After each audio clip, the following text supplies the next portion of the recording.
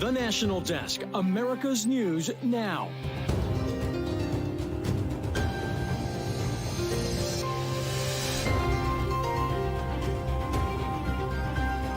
I think the American people made clear that they are prepared to stand for freedom and for the individual freedoms and the promise of freedom in America.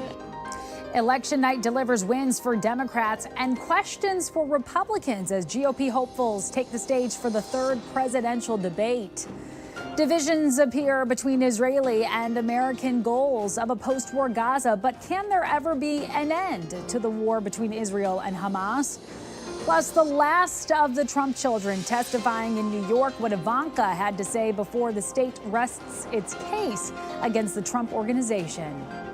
This is the National Desk, America's News Now. I'm Amira David, and as we come on the air, GOP presidential hopefuls are readying to take the stage in the third Republican debate. In 2 hours, 5 contenders will vie at the chance to knock out Trump's lead, now less than a year to the 2024 general election. Donald Trump, too, will take the stage in about an hour in Kissimmee, Florida, as he reacts to the latest Republican setbacks, one night after voters went to the polls and handed Democrats decisive wins, particularly in races centered around abortion. Last night, we saw abortion rights supporters win an Ohio ballot measure as Democratic Governor of Kentucky, Andy Beshear, held on to his office campaigning on reproductive rights. Meantime, in Virginia, Democrats, they held the state Senate and flipped control of the Virginia House from the GOP. Here's what Senator Chuck Schumer had to say.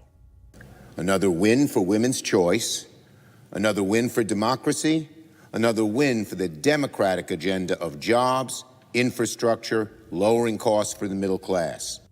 The question now is how last night's outcome might shift the debate's conversation tonight and even shift 2024 expectations. Stay with us for later editions of the National Desk as the debate coverage continues. Just check your local listings for times. In Israel's ongoing war against Hamas, a proposal to pause. The U.S. now discussing with Israel and intermediary Qatar a proposal for a pause in fighting for up to 3 days that would allow for the delivery of more humanitarian aid and the possible release of some hostages. Israel has said it will not consider a full ceasefire until all 240 hostages held captive by Hamas are returned. Until now, Israel has been quite reluctant to agree to a pause, despite mounting pressure globally for a full ceasefire, as the death toll in Gaza now surpasses 10,500, according to the Hamas-run health ministry in Gaza. 70% of those who have been killed are children, women, and the elderly. In its initial attack, Israel says Hamas killed 1,400 men, women, and children. This as Palestinians continue a mass evacuation, as ordered by Israeli forces, to head south on foot and by horse, with there being no fuel to operate cars. The exodus comes as a shortage of vital food ingredients forces all bakeries providing critical bread to northern Gaza to close, and the doctors saying they are running out of medical supplies. We're really running out of things now, dressings, particularly for the burns. We're running out of anesthetic and analgesic drugs. Israel, meantime, says it is making strides in eliminating Hamas, hitting 14,000 targets in the past month while destroying tunnel infrastructure and weapons. But it continues to draw criticism for announcing a plan to occupy Gaza for, quote, an indefinite period of time, which is seemingly at odds with what the White House wants. Our view is that expressed by Secretary Blinken that governance in Gaza has got to be something we all think through carefully here post-conflict. And as President Biden has said, it would be a mistake for Israel to try to reoccupy Gaza, that there's going to have to be a different solution.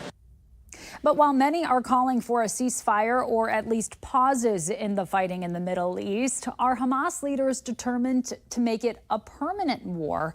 The National Desk's chief political correspondent Scott Thuman has new information. As thousands of Palestinians flee the worst of the fighting, there appears little chance Hamas plans to back down in the war against Israel. The attack launched by the terror group on October 7th, possibly just the start. The New York Times, interviewing leaders of Hamas, learned of more long-term intentions. I hope that the state of war with Israel will become permanent on all the borders, and that the Arab world will stand with us, a Hamas official told the Times. They've been busy building tunnels. They've been busy putting it into weaponry. They've been busy planning this stuff. And what you saw on October the 7th was absolutely extreme evidence of that, their hatred for Israel. The New York Post claiming Hamas decision makers are often far removed from the fight, writing, the terror group's 3 top leaders alone are worth a staggering total of $11 billion and enjoy a life of luxury in the sanctuary of the Emirate of Qatar. One congressman, Representative Andy Ogles of Tennessee, is reportedly suggesting legislation to take away Qatar's status as a key American ally unless it kicks out Hamas leaders, as U.S. officials struggle to strike the appropriate balance amid some calls for a ceasefire. Humanitarian pauses to allow aid to come in, civilians to get out, that makes sense. But a ceasefire, go back and look at October 7th and see what those Hamas militants did. And to say that you should just let them walk, I can't support that at this point. Either way, White House officials say expect drastic changes in the Middle East. As President Biden has said, it would be a mistake for Israel to try to reoccupy Gaza, that there's going to have to be a different solution, and we're going to have to work together with our partners to figure that out. The Times also reporting that leaders from Saudi Arabia, Egypt, and Jordan all asking the U.S. to help negotiate a ceasefire to avoid destabilizing their countries. On Capitol Hill, Scott Thuman for the National Desk. All right, breaking news now. The Minnesota Supreme Court has denied the effort to keep Donald Trump off the state's primary ballot because of perceived violations of the 14th Amendment. The court did not rule on the general election. A similar case in Colorado is still pending. We'll continue to cover this story and, of course, bring you the latest. Meantime, House Oversight Chairman James Comer now sending subpoenas to Hunter Biden, James Biden, that's Joe Biden's brother, and Rob Walker. He wants them to answer questions and allegations that the Bidens have received money from foreign entities in exchange for political influence. Democrats on the committee and in the administration continuously state there is no connection between money given to Hunter or James and President Biden.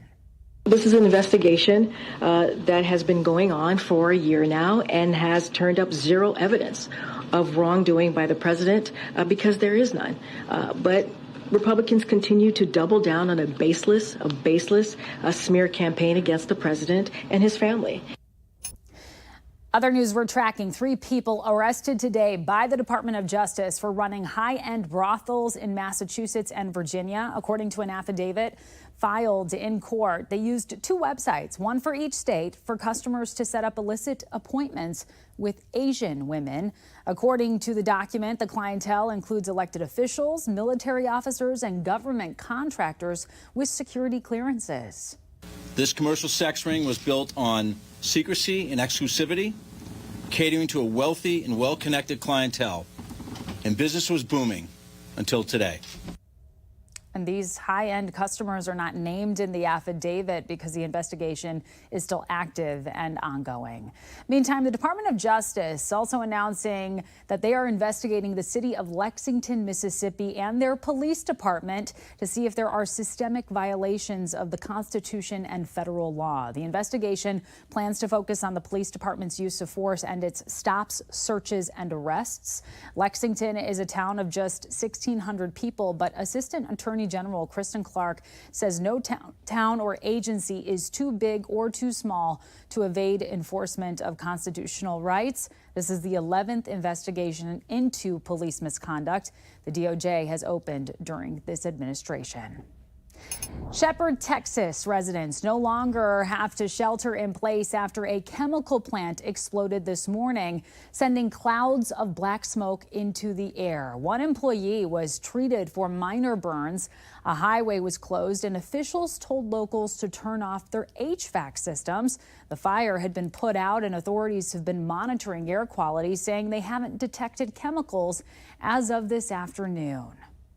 The owner of a Colorado funeral home and his wife have been arrested more than a month after at least 189 bodies were found improperly stored at the facility. Officials say John and Carrie Halford were taken into custody in Oklahoma on suspicion of 4 felonies. That includes abuse of a corpse, theft, money laundering, and forgery. Decaying remains at Return to Nature Funeral Home in Penrose were found on October 4th following reports of a terrible smell coming from the building. Millions of American families have fallen on hard times due to high inflation and are now struggling to buy food. The National Desk's Angela Brown has more. The USDA releasing their new report saying that 13% of households do not have access to food consistently. Now that's up from 10% in 2021, and many of the people we're talking about are children. To understand the need for families going without food, check in with your local food bank. We did in Shasta County, California. So we are seeing an increase in the number of people that are attending distributions, and that's been the case for the past 6 months. We've had a steady rise of about between 19 and 24% increase in the number of people that are reaching out for services. Food insecurity increasing last year. The USDA recently releasing this report. Food insecurity rising from 10% in 2021 to nearly 13% in 2022. That increase includes 1 million more households with children. We checked in with the Food Bank of Eastern Oklahoma, offering programs at schools for students. 1 in 5 children go to bed hungry. So imagine just 5 kids, and one of those children is going to go to bed hungry today. So why is food insecurity increasing? Some point to the end of pandemic-era relief, like the enhanced child tax credits, which many families with kids used to buy food. Another factor here is inflation. The price of food went up, along with basic living needs like rent and gas, taking more money out of parents' pockets. Reporting in Washington, D.C., I'm Angela Brown.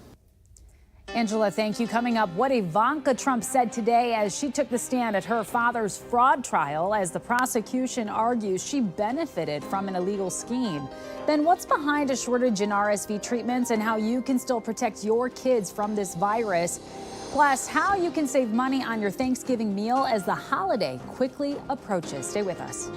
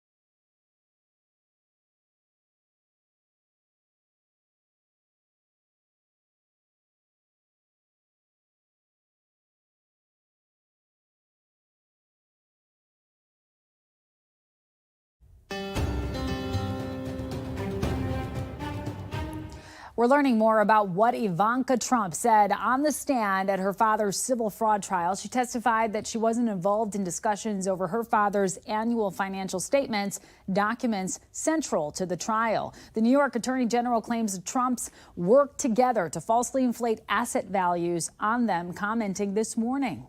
And she will attempt today to distance herself from the company. But unfortunately, the facts will reveal that, in fact, she was very much involved. Ivanka's testimony was described as even-tempered as she distanced herself and said she wasn't privy to conversations about asset values. The prosecution has now rested its case, and Trump's lawyers will begin their defense on Monday. The UAW strike might not be done quite yet. In Flint, Michigan, UAW Local 659 rejected the tentative deal with GM, with 52% opposed to the deal in place. Other local unions are continuing their votes before the deal is officially ratified or denied. Union President Shawn Fain has urged members to pass the deal, but said he would respect however which way they vote. Meantime, President Joe Biden will be in Illinois tomorrow and is scheduled to meet with Shawn Fain as the two discuss plans to reopen a Stellantis factory that was set to be permanently closed before the tentative deals were agreed to. General Motors is recalling nearly 1,000 of its Cruise autonomous vehicles after a pedestrian was dragged to the side of a street in San Francisco in early October. But before it can return to the road, Cruise will need a new software update. The Cruise fleet has been operating in San Francisco and testing robo-taxis in Los Angeles, Phoenix, and Austin. Well, over the past year and a half, we have seen the Federal Reserve raise interest rates 11 times in their fight to bring down inflation. We are learning more about the rising cost of debt impacts both individual consumers and the federal government. National correspondent Atrel Nashar reports from Washington. Even under high inflation, consumer spending has been through the roof. To keep up, shoppers have turned to plastic.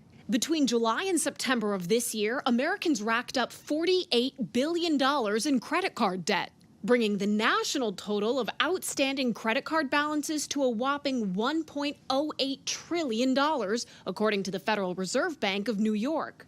There's this saying about credit cards being like power tools. They can be really useful or they can be dangerous. Bankrate's Ted Rossman says the typical credit card user faces a yearly interest rate that's 5.25 points higher than it was 2 years ago. If you are financing this at an average interest rate over 20%, that's where it can really add up and be hard to break that cycle. Card delinquency rates are also up, particularly for borrowers 30 to 39 years old. The rise in the cost of debt also weighing down the U.S. Treasury, hit with a yearly interest bill on the national debt of more than $1 trillion.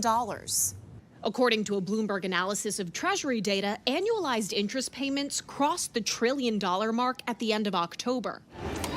As of this week, the Treasury reported debt held by the public stands at $26.6 trillion. We have to put forward fiscal plans that will keep the deficit manageable. Most plans get bogged down by Washington. Democrats support more IRS funding to enforce existing tax law and bring in more revenue. Republicans oppose that and instead have called for cuts to government spending on things like clean energy tax credits. Each day that passes without a set plan to bring down the debt, the taxpayer bill, now and for generations to come, gets bigger and bigger. On Capitol Hill, I'm Atrel Nashar for the National Desk, America's News Now. Atra, thank you. Meanwhile, the U.S. Army is warning Congress it is running low on certain ammunitions. According to NBC, the U.S. and allies have sent more than 2 million rounds of 155-millimeter ammunitions to Ukraine as it fights against Russia. They also sent munitions to Israel as it attacks Hamas. The Army is asking for more than $3 billion to replenish their supply. The request is included in a $106 billion funding proposal by President Biden that has not passed either chamber of Congress yet.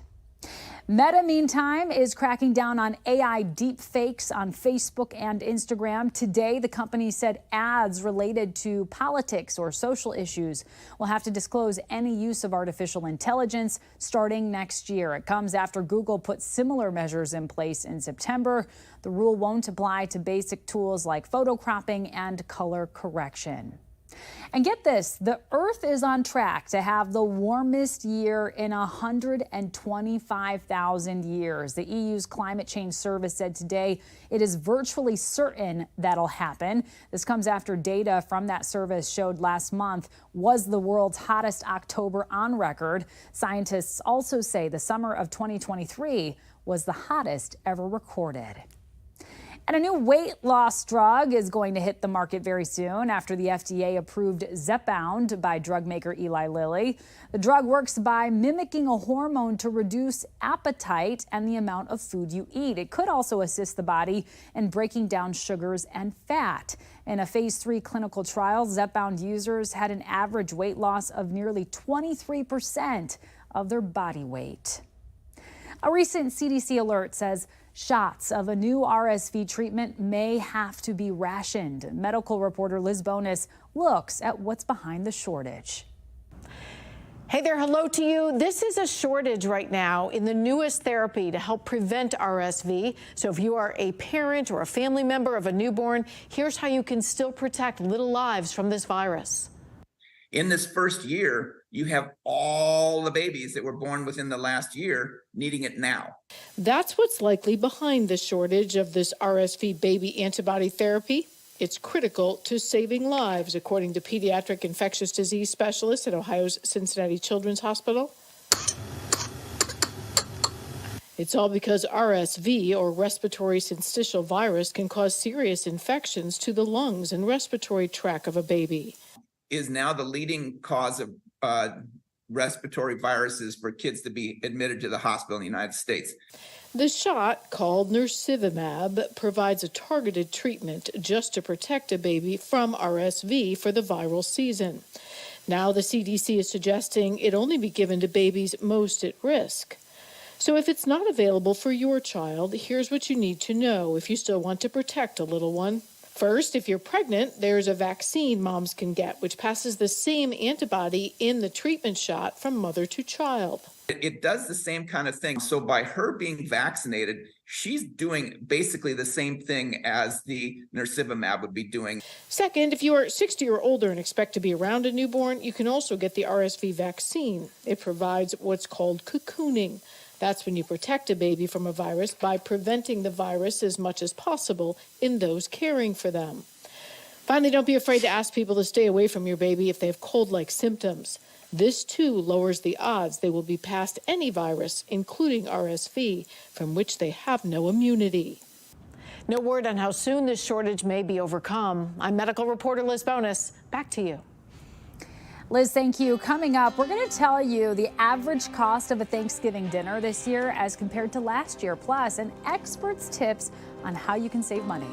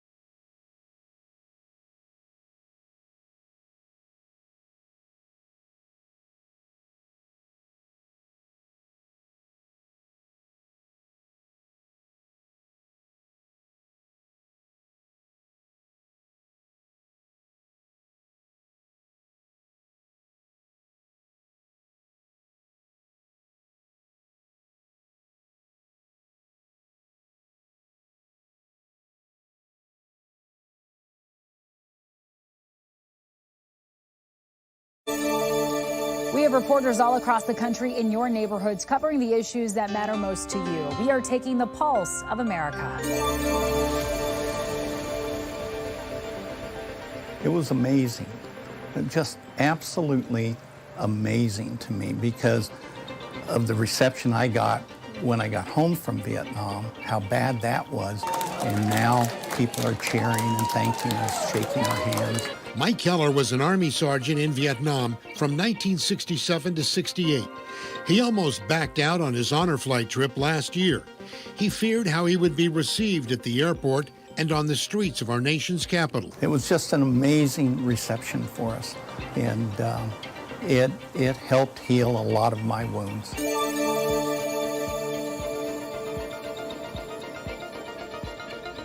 This year, a classic Thanksgiving feast for 10 will run you $64.05, according to the American Farm Bureau. That is 20% more than last year.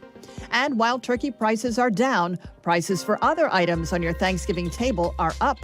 I spoke with consumer expert Trey Bodge about some ways you can save on your holiday meal. If you are hosting Thanksgiving, be open to a potluck. Have everyone contribute. Everyone's excited to show off their famous cookie recipe for dessert.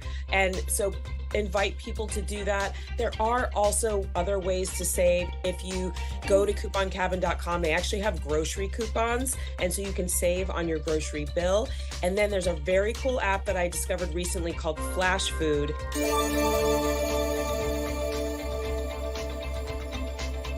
We don't want to wait until the problem is so overwhelming that it doesn't matter what we do. It's going to be a drop in the bucket. So that's really the point of doing it now. Vancouver, Washington, under a state of emergency over the city's growing homelessness crisis. City data showing homelessness there has risen by 253% over the last 10 years. The city manager has also signed executive orders since the emergency declaration that help with funding and lets the city close some public property used for homeless camps. Up next, the National Zoo's giant pandas are finally leaving us, where similar panda projects are also expected to end very soon.